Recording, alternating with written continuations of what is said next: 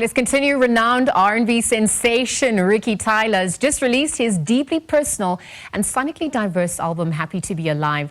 This compelling collection of tracks explores themes of mental health, personal growth, fame, relationships, and faith, reflecting Ricky's journey and the experiences of those closest to him. So Happy to Be Alive showcases Ricky Tyler's multifaceted R&B sound, intricately woven with electronic afro-pop, trap, amapiano influences.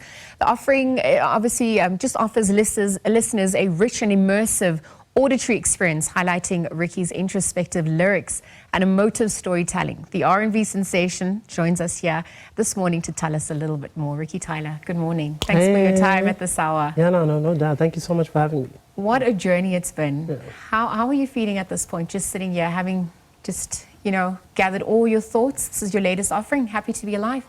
I feel great. I feel great, I feel great not only for me, but for my team, Yes. So the second album is always the deepest, it's always the toughest one, Yes. So I'm really happy with just the reception that the album has received. And it's like another milestone for I feel really good. I mean, it's been a journey in itself, and you're saying it's your second offering, but obviously the emotions that you've had to face within yourself, and also just look at what's been mirrored back from the people around you, grief, love, just that entire spectrum. Why did you think it was important to speak to those this time around?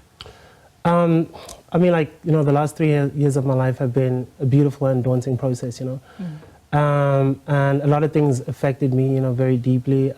Just experiencing a whole lot of loss and having to really adjust to addressing some real life problems, having to take a break from music, and my world pretty much changed, for me and my family. So I just got to this point, the way I like to describe it is I just got to this point where mentally I just didn't feel fulfilled no more. I felt like I was just standing at the edge of a cliff, everything faded, and I think at that moment I was just happy to be alive, so I wanted to just share those stories, just for people to connect to, at the end of the day. Yeah. But, is there pressure and expectations, given that it is your second album, and you're no stranger to the industry? So, I mean, how did you approach that coming into this offering or this time around? I think if anything, my team helped a lot, with just getting through this process, and also just giving myself time to just think about exactly what we're trying to do for this project. Like I said, it's always the toughest one. And if you don't kill the sophomore, I feel like you might just lose, your audience after that. So I just wanted to, I guess I'd say I wanted to come in with the same formula. Not to drift too much from how we approached the first album, just with the more elevated sound, and also just bits and pieces of music that I'm inspired by today. And what was that process like? What was that inspiration for you this time around? In terms of style, creative process as well? I'd say just everything I've been listening to, over the past, 3 years.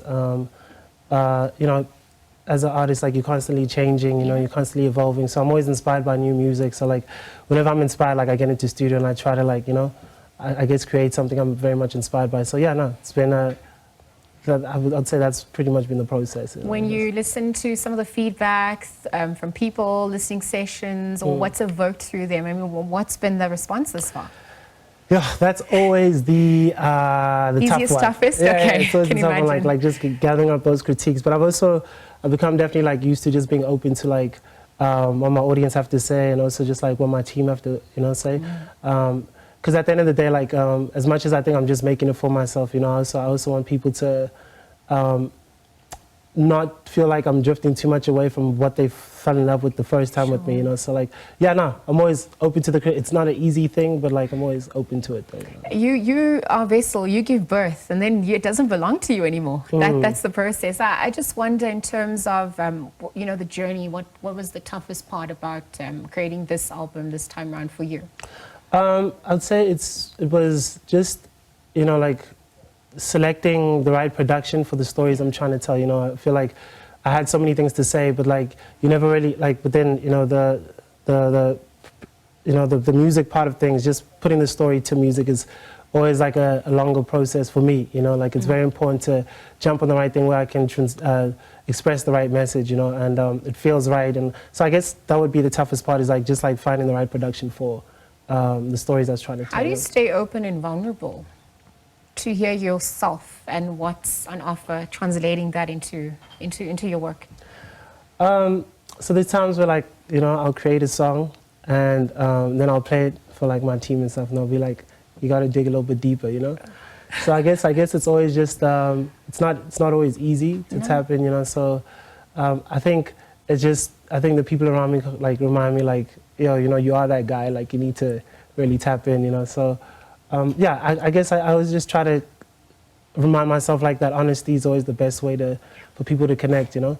So yeah, I would say it's not the easiest process, but like I'm always reminded like you can dig a little deeper. So like I always like go back to some songs and I do just like that. An unlayering of sorts, right? Yeah. Because we never arrive, and Yeah. if we do, I guess we transition into the next phase. Sure. As the album is now officially out, I mean, where can people, you know, purchase it, interact with you, but also catch your next performance? What are you looking forward to the most? Are you an intimate performance type of person? Do you prefer that more, or do you prefer the big crowds? How do those dynamics also affect you, and what's on offer this time around? But you can find the album is on all your DSPs right now. So you know, your Apple Music, just Spotify, you know, all your digital platforms, you know.